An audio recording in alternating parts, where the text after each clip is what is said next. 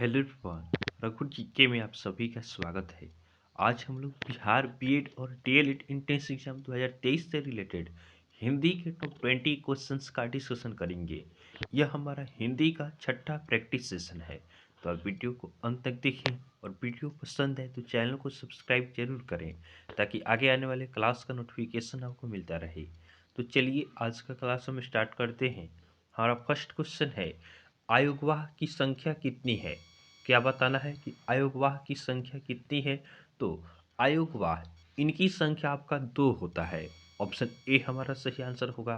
कौन कौन होते हैं? तो आयोगवाह 2 कौन कौन होते हैं? तो एक आपका होता है अनुस्वार और दूसरा आपका होता है विसर्ग। कौन कौन से होते हैं आयोगवाह? आयोगवाह आपका अनुस्वार और विसर्ग होते हैं। और आयोगवाह न तो स्वर के अंतर्गत आते हैं और न ही व्यंजन, लेकिन ये स्वर के अंत में लगते हैं। कहाँ लगते हैं? स्वर के अंत में। जैसे हो गया अंग, हो गया अ, हो गया, इस तरह। तो अयोगवाह 2 होते हैं, अनुस्वार और विसर्ग। नेक्स्ट क्वेश्चन है, तालाब स का उच्चारण स्थान है। तालाब स का उच्चारण स्थान क्या होगा? तो तालाब स, तालाब स आप कहेंगे तो आपका जीभ तालू में जाकर सटता है, तो इसका उच्चारण स्थान क्या हो जाएगा? तालु होगा। क्या होगा? तालाब स का उच्चारण स्थान तालु होगा। और तालु से और उच्चारण स्थान आपका होता है किसका? च वर्ग का होता है। च वर्ग का उच्चारण आपका, च वर्ग का अर्थ क्या मतलब हुआ? च छ ज झ इ च छ ज झ का आपका उच्चारण कहाँ होता है? तालु से होता है। उसके बाद छोटी ई हो गया, उसके बाद बड़ी ई हो गया, उसके बाद य हो गया और तालाब स, इनका उच्चारण आपका तालु से होता है। बात करें इसके बाद कंठ का, तो कंठ से उच्चारण आपका होता है क वर्ग का। किसका होता है? क वर्ग का होता है, अ का होता है, आ का होता है और ह का होता है और आपका ह का होता है। तो इनका उच्चारण आपका कंठ से होता है। उसके बाद बात करें ओष्ठ का, तो ओष्ठ से उच्चारण आपका प वर्ग का होता है। किसका होता है? प वर्ग का होता है। उसके बाद छोटी ऊ का होता है और फिर बड़ी ऊ का होता है। उसके बाद दंत की बात करें तो दंत से आपका होता है त वर्ग का उच्चारण होता है। उसके बाद आपका ल का होता है और दंत स का होता है। तो इन सबों का उच्चारण स्थान आपने देखा कि कंठ से किसका होता है, तालु से किसका होता है, उष्ठ से किसका होता है और दंत से किसका होता है। नेक्स्ट क्वेश्चन को देखते हैं। अगला प्रश्न है, छोटी ऊ का उच्चारण स्थान है। हमें क्या बताना है? छोटी ऊ का उच्चारण स्थान। तो अभी हमने देखा है कि छोटी ऊ का उच्चारण स्थान किससे होता है? तो ये आपका ओष्ठ से होता है। तो ऑप्शन सी हमारा सही आंसर होगा। अभी हमने आपको बताया है कि ओष्ठ से उच्चारण किन किन का होता है। तो ओष्ठ से उच्चारण आपका किसका होता है? प वर्ग का होता है। हमने अभी बताया है पिछले क्वेश्चन में, प वर्ग का होता है, छोटी ऊ का होता है और बड़ी ऊ का होता है। नेक्स्ट क्वेश्चन है, वर्णों या ध्वनियों के सार्थक मेल को क्या कहते हैं? तो वर्ण या ध्वनि, इनके सार्थक मेल को क्या कहा जाता है? तो इसे शब्द कहते हैं। क्या कहते हैं? शब्द कहते हैं। तो ऑप्शन ए हमारा सही आंसर होगा। वर्ण हो गया या ध्वनि, दोनों सेम होता है। इनके सार्थक मेल को क्या कहते हैं? शब्द कहते हैं। जैसे गाय हो गया, तो गाय मतलब क्या हो गया? गाय एक सार्थक शब्द है। उसके बाद घर हो गया, तो घर भी क्या है? एक सार्थक शब्द है जिसका अर्थ निकलता हो। तो वर्णों का वह समूह जिसका कोई ना कोई अर्थ हो, उसको क्या कहते हैं? शब्द कहते हैं। नेक्स्ट क्वेश्चन को देखते हैं। अगला प्रश्न है, उत्पत्ति की दृष्टि से शब्द के कितने भेद हैं? उत्पत्ति की दृष्टि से शब्द के कितने भेद हैं? तो उत्पत्ति की दृष्टि से शब्द के 4 भेद होते हैं। कितने भेद होते हैं? 4 भेद होते हैं। ऑप्शन सी हमारा सही आंसर होगा। कौन कौन होता है? तो पहला आपका होता है तत्सम। क्या होता है? पहला हो गया तत्सम, दूसरा होता है आपका तद्भव, दूसरा आपका होता है तद्भव। उसके बाद तीसरा आपका होता है देशज, तीसरा होता है देशज। और चौथा क्या होता है? चौथा होता है विदेशज। तो देखिए एक एक करके इसे हम समझ लेते हैं। इस पे क्वेश्चन भी हमने आपको कराया है, लेकिन फिर एक बार इसको प्रैक्टिस करते हैं। तो उत्पत्ति की दृष्टि से शब्द के 4 भेद हो गए, तत्सम, तद्भव, देशज, विदेशज। तत्सम शब्द हमने आपको बताया है संस्कृत का शब्द होता है। तत्सम शब्द क्या होता है? संस्कृत का शब्द होता है। जैसे हमने इसका एग्जाम्पल आपको कराया है, जगत हो गया, कर्पूर हो गया, मयूर हो गया, फल हो गया, ये सभी तत्सम शब्द हैं। और तद्भव शब्द हमने आपको बताया है कि क्या होता है? यह हिंदी का शब्द होता है। हिंदी के शब्द को क्या कहते हैं? तद्भव कहते हैं। जैसे इसमें कपूर हो गया, आग हो गया, उसके बाद है देशज। तो देशज हो गया जो सामान्य बोलचाल में लोकल शब्द जो हम यूज करते हैं उसको देशज कहते हैं। जैसे डिबिया हो गया, उसके बाद फुनगी हो गया, ये सभी। उसके बाद है विदेशज। तो विदेशज शब्द किसे कहते हैं? तो विदेशों से ली गई शब्द को क्या कहते हैं? विदेश। जैसे डॉक्टर हो गया, बुक हो गया, ये सभी विदेशज शब्द होते हैं। नेक्स्ट क्वेश्चन है, निम्नलिखित में से देशज शब्द चुने। हमें क्या चूज करना है? देशज शब्द चूज करना है। तो ऑप्शन ए हमारा है डिबिया। डिबिया क्या है? यह देशज है। उसके बाद पगड़ी भी आपका देशज शब्द है और फुनगी भी आपका देशज शब्द है। तो हमारा सही आंसर क्या होगा? ऑप्शन डी, उपरोक्त सभी। ये सभी क्या है? ये सभी आपके देशज शब्द हैं। नेक्स्ट क्वेश्चन को देखते हैं। अगला प्रश्न है, निम्नलिखित में से भावाचक संज्ञा चुनें। हमें क्या चूज करना है? भावाचक संज्ञा चूज करना है। तो ऑप्शन ए है सभा। तो सभा क्या है? सभा तो आपका समूहवाचक है। क्या है? सभा आपका समूहवाचक है। उसके बाद है नदी। तो नदी क्या है? तो नदी तो आपका जातिवाचक संज्ञा है, क्योंकि नदी में तो पूरा नदी आ गया। तो नदी क्या है? नदी आपका जातिवाचक संज्ञा है। उसके बाद ऑप्शन सी है लंबाई। तो लंबाई क्या है? यह किसी व्यक्ति का गुण बताता है। तो यह आपका क्या हो जाएगा? भावाचक संज्ञा होगा। ऑप्शन सी हमारा सही आंसर होगा। और ऑप्शन डी में है चांदी। तो चांदी क्या है? तो चांदी आपका द्रव्यवाचक संज्ञा है। चांदी क्या है? चांदी आपका द्रव्यवाचक संज्ञा है। ऑप्शन सी हमारा सही आंसर हुआ है कि लंबाई क्या है? भावाचक संज्ञा। भावाचक संज्ञा किसको कहते हैं? तो इससे किसी व्यक्ति या वस्तु के गुण, धर्म, स्वभाव इत्यादि का बोध होता है। जैसे आपका ईमानदारी हो गया, सच्चाई हो गया, ये सभी भी भावाचक संज्ञा है। नेक्स्ट क्वेश्चन है, भारत की प्राचीन भाषा है। तो भारत की प्राचीन भाषा कौन सी है? तो भारत की प्राचीन भाषा है संस्कृत है। ऑप्शन सी हमारा सही आंसर होगा। नेक्स्ट क्वेश्चन को देखते हैं। अगला प्रश्न है, भावाचक संज्ञा बनाइए। लड़का का भावाचक संज्ञा हमें बनाना है। तो लड़का से क्या होता है? लड़का से आपका बन जाएगा लड़कपन। तो हमारा सही आंसर क्या होगा? ऑप्शन सी हमारा सही आंसर होगा कि लड़का का भावाचक संज्ञा क्या होगा? लड़कपन होगा। नेक्स्ट क्वेश्चन है, कुछ कैसा सर्वनाम है? तो कुछ, कुछ संबंध बता रहा है? नहीं। कुछ क्या है? संबंध नहीं बता रहा है। उसके बाद क्या है? कुछ आपका प्रश्न पूछ रहा है? नहीं। उसके बाद निजवाचक का ही बात नहीं है। कुछ क्या है? अनिश्चय, अनिश्चयवाचक सर्वनाम होगा। कुछ मतलब मालूम नहीं है कि हाँ कितना है, क्या है। तो यह क्या हो जाएगा? अनिश्चयवाचक सर्वनाम होगा। ध्यान देंगे, अनिश्चयवाचक सर्वनाम कहते किसे हैं? तो जिस पदार्थ से किसी निश्चित पदार्थ का बोध न हो, इससे किसी निश्चित पदार्थ का बोध नहीं होता है, उसी को हम क्या कहते हैं? अनिश्चयवाचक सर्वनाम कहते हैं। जैसे कुछ हो गया, कोई हो गया, ये सभी अनिश्चयवाचक सर्वनाम होते हैं। नेक्स्ट क्वेश्चन है, निम्नलिखित में से उत्तम पुरुष को चुने। उत्तम पुरुष को हमें क्या करना है? चूज करना है। देखिए, उत्तम पुरुष कहते किसे हैं? तो उत्तम पुरुष कहते हैं वक्ता को, जो बात करता है, उससे जो बोलता है उसे क्या कहते हैं? उसे उत्तम पुरुष कहते हैं। उसके बाद आपका होता है मध्यम पुरुष। तो मध्यम पुरुष कहते हैं सुनने वाले को।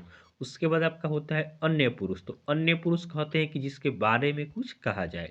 तो देखिए, इसमें हमें बताना है उत्तम पुरुष। तो उत्तम पुरुष इसमें से कौन होगा? हम लोग होगा, तुम होगा, जो होगा, कौन होगा। तो देखिए, कौन, जो, ये तो किसी के बारे में हो गया, तो ये तो आपका नहीं होगा, यह अन्य पुरुष होगा। उसका ऑप्शन बी में है तुम। तो तुम अर्थात किसी के बारे में कहा जा रहा है, तो यह क्या होगा? यह आपका मध्यम पुरुष हो गया। यह मध्यम पुरुष हो गया। कौन, जो, ये अन्य पुरुष हो गया। और उत्तम पुरुष क्या होगा? हम लोग होगा। तो ऑप्शन ए हमारा सही आंसर होगा। उत्तम पुरुष बोलने वाले को कहते हैं, तो हम लोग। हम लोग क्या होगा? यह बोलने वाला खुद बोल रहा है कि हम लोग, तो यह उत्तम पुरुष होगा। उत्तम पुरुष के अंतर्गत आते हैं मैं हो गया, हम हो गया, हम लोग, ये आपके उत्तम पुरुष होते हैं।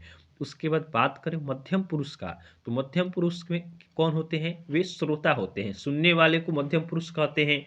इसमें आपका होता है तुम, आप, तुम लोग, ये क्या है? मध्यम पुरुष। अन्य पुरुष हो गया वह, वे, यह, ये, जो, कौन इत्यादि, ये सभी अन्य पुरुष होते हैं। नेक्स्ट क्वेश्चन है, निम्नलिखित में से कौन गुणवाचक विशेषण है? इसमें कौन सा आपका गुणवाचक विशेषण है? तो गुणवाचक विशेषण कहते किसे हैं? जिससे गुण का मालूम चले, किसी व्यक्ति, वस्तु, स्थान का क्वालिटी, गुण के बारे में मालूम चले, उसी को क्या कहते हैं? गुणवाचक विशेषण कहते हैं। देखिए, इसमें गुण किससे मिल रहा है? तो क्वालिटी तो यह नहीं बताता है, ये भी नहीं बताता है, ये भी नहीं बताएगा। सुंदर बता रहा है कि क्या, कि किसी का गुण बता रहा है कि कोई सुंदर है, तो यह क्या हो जाएगा, गुणवाचक विशेषण होगा। तो ऑप्शन बी हमारा सही आंसर होगा। गुणवाचक विशेषण का और भी एग्जाम्पल आपका हो सकता है, दयालु हो गया, चतुर हो गया, ये सभी भी गुणवाचक विशेषण होते हैं। नेक्स्ट क्वेश्चन है, निम्नलिखित में से कौन सा शब्द संख्यावाचक विशेषण, तो संख्यावाचक विशेषण से आप आसानी से समझ सकते हैं क्या उसमें होना चाहिए, उसमें संख्या होना चाहिए। तो संख्यावाचक विशेषण इसमें से कौन सा हो जाएगा, देखिए कहाँ पे संख्या दिया है, दयालु में संख्या नहीं है, थोड़ा में भी संख्या नहीं है, ज्यो में भी संख्या नहीं है, यहाँ पे चौथा, चौथा क्या है, यह संख्यावाचक है। तो ऑप्शन डी हमारा सही आंसर होगा। नेक्स्ट क्वेश्चन है, रचना की दृष्टि से क्रिया के कितने भेद हैं, रचना की दृष्टि से क्रिया के कितने भेद होते हैं, तो रचना की दृष्टि से क्रिया के दो भेद होते हैं। क्रिया के कितने भेद होते हैं, दो भेद होते हैं। कौन कौन, एक होता है सकर्मक क्रिया और दूसरा होता है अकर्मक क्रिया। कौन कौन होते हैं, तो एक आपका होता है सकर्मक क्रिया, एक हो गया सकर्मक क्रिया। तो सकर्मक क्रिया किसे कहते हैं, जिसमें क्या हो, कर्म हो, जैसे राम आम खाता है। और दूसरा होता है अकर्मक, क्या होता है, अकर्मक, जिसमें क्या हो, आपका कर्म न हो, जैसे मैं पढ़ता हूँ, वह खेलता है, इसमें कर्म नहीं है, तो उसी को अकर्मक क्रिया कहते हैं। नेक्स्ट क्वेश्चन को देखते हैं। अगला प्रश्न है, मालिक नौकर से काम करवाता है, इस वाक्य में करवाना में कौन सा क्रिया है। मालिक नौकर से काम करवाता है, इसमें मालिक खुद नहीं करता है, वह अपने नौकर से काम करवाता है, तो इसमें करवाना में कौन सा क्रिया होगा। तो ऑप्शन ए हमारा क्या है, ऑप्शन ए है पूर्वकालिक क्रिया। तो क्रिया के पहले क्रिया की तो यहाँ पे बात नहीं है, द्विकर्मक भी इसमें नहीं होगा, इसमें प्रेरणार्थक क्रिया होगा, क्योंकि मालिक स्वयं नहीं करता है, प्रेरणा देके किसी से करवाता है, तो क्या हो जाएगा, प्रेरणार्थक क्रिया होगा। ऑप्शन सी हमारा सही आंसर होगा। ध्यान देंगे, प्रेरणार्थक क्रिया कहते किसे हैं, तो जिन क्रियाओं को कर्ता स्वयं न करके दूसरे से क्या करता है, उसे प्रेरित करता है कि वह उस काम को करे, इसी को आपका प्रेरणार्थक क्रिया कहते हैं। जैसे इसमें मालिक स्वयं काम नहीं करता है, वह अपने नौकर से काम करवाता है, इसलिए करवाना यहाँ पे प्रेरणार्थक क्रिया होगा। नेक्स्ट क्वेश्चन है, सुरेश किताब पढ़ता है, सुरेश किताब पढ़ता है, यहाँ पढ़ना कौन सी क्रिया है, तो सुरेश पढ़ता है, केवल रहता सुरेश पढ़ता है तो पढ़ना हो जाता अकर्मक, लेकिन किताब पढ़ता है, यहाँ पे कर्म दिया गया कि सुरेश पढ़ता तो है लेकिन क्या पढ़ता है, किताब पढ़ता है, तो यह क्या हो जाएगा, यह आपका सकर्मक क्रिया होगा, क्योंकि कर्म है, इस वाक्य में आपका कर्म दिया गया है। राम सुरेश क्या हो गया, सुरेश आपका हो गया कर्ता, उसके बाद पढ़ना हो गया क्रिया, और क्रिया का फल पड़ रहा है किस पे, किताब पे, क्या पढ़ रहा है, किताब पढ़ रहा है, तो किताब क्या हो गया, कर्म हो गया। तो जिस वाक्य में आपका कर्म रहेगा वह सकर्मक क्रिया होगा। अगर यहाँ पे कर्म नहीं रहता, केवल रहता सुरेश पढ़ता है, तब हो जाता आपका अकर्मक क्रिया। नेक्स्ट क्वेश्चन को देखते हैं। अगला प्रश्न है, मैं बहुत थक गया हूँ, मैं बहुत थक गया हूँ, इसमें परिमाणवाचक क्रिया विशेषण बताना है। तो परिमाण मीन्स क्या होता है, परिमाण मीन्स मात्रा, अमाउंट कितना है, तो यहाँ पे मात्रा कौन बता रहा है, यहाँ पे बहुत, कि मैं बहुत थक गया हूँ, तो परिमाणवाचक क्रिया विशेषण क्या होगा, तो इसमें बहुत आपका हो जाएगा परिमाणवाचक क्रिया विशेषण। नेक्स्ट क्वेश्चन है, निम्नलिखित में से स्त्रीलिंग शब्द चुनिए, हमें क्या करना है, स्त्रीलिंग शब्द को चूज करना है। तो ऑप्शन ए है गरीबी, गरीबी आपका स्त्रीलिंग होता है। चावल क्या होता है, चावल आपका पुल्लिंग होता है। सोना भी पुल्लिंग होता है। उसके बाद अमरूद भी आपका पुल्लिंग होता है। तो हमारा सही आंसर क्या होगा, ऑप्शन ए हमारा सही आंसर होगा। ध्यान देंगे, यहाँ से एक ट्रिक हम आपको बताते हैं कि देखिएगा, गरीबी के लास्ट में क्या है, गरीबी के लास्ट में आपका ई है, गरीबी के लास्ट में क्या है, ई है। तो जिन शब्दों के लास्ट में आपको ई मिल जाए, बड़ी ई है, जिन शब्दों के लास्ट में आपको ई मिल जाए तो वह शब्द आपका क्या होगा, स्त्रीलिंग होगा। जैसे गरीबी हो गया, अमीरी हो गया, ये सभी स्त्रीलिंग शब्द होते हैं। तो आपको एक ट्रिक मिला कि जिस शब्द के लास्ट में ई होते हैं वे आपके स्त्रीलिंग होंगे। नेक्स्ट क्वेश्चन को देखते हैं। अगला प्रश्न है, पत्थर पर कमल जमाना मुहावरे का सही अर्थ है।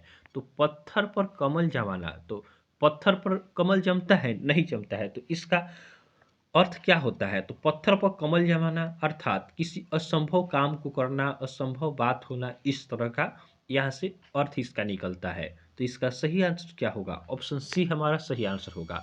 असंभव बात होना, पत्थर पर कमल जमना, पत्थर पर तो जम नहीं सकता है, लेकिन पत्थर पर कमल जमना अर्थात कोई असंभव काम होना। तो यहाँ पे क्या होगा? असंभव बात होना हमारा सही आंसर होगा।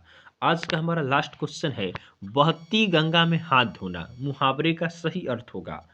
बहती गंगा में हाथ धोना मुहावरे का सही अर्थ क्या होगा? तो देखिए, बहती गंगा में जैसे नहीं कह रहा है कि हाँ, जैसे आज के मैच में मान लीजिए सभी क्रिकेटर, सभी प्लेयर जो हैं वे रन मार रहे हैं, तो उसमें कोई नया भी प्लेयर आता है तो साथ साथ में रन मार देता है, क्योंकि बॉलर की कुटाई होती है। तो बहती गंगा में हाथ धोना, इसका अर्थ होता है आपका अवसर का लाभ उठाना। तो हमारा सही आंसर होगा ऑप्शन डी। तो इस तरह हमने बिहार बीएड और डीएलएड से रिलेटेड हिंदी के टॉप 20 क्वेश्चंस का डिस्कशन किया है। तो आपको वीडियो पसंद आया हो तो आप वीडियो को लाइक करें और चैनल को सब्सक्राइब जरूर करें। तो चलिए, आज के लिए हम इतना ही रखते हैं, फिर नेक्स्ट वीडियो में आपसे मिलेंगे। तब तक के लिए धन्यवाद।